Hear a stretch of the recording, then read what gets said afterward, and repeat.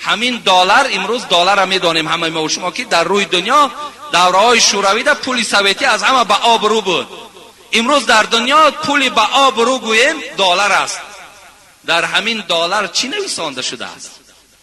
دولت امریکا، دولتی که امروز گویم پیشرفتش از همه دولت ها گذشته است، تمام تکنیک های روی دنیا را کشفیات دارد، دولتی پیشرفته، اقتصادش با قوت در تمام دنیا امروز راهبر است. همین پول دلار در پس نویسندگی است این گاد وی توریست.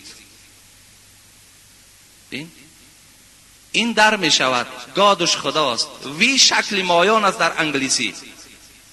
مایان در وجود خدا باوری داره.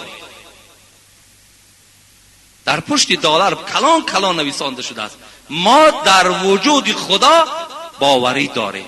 اون که عالم ها با معلم هاش باور کردن، همین تو باور نکردی میلش آخی. آی دانشجوها غمگین شدن، من به خدا قسم پروایی ندارم. برای چی؟ برای که پروردگار گفت و من کفر فإن الله غنی حمید.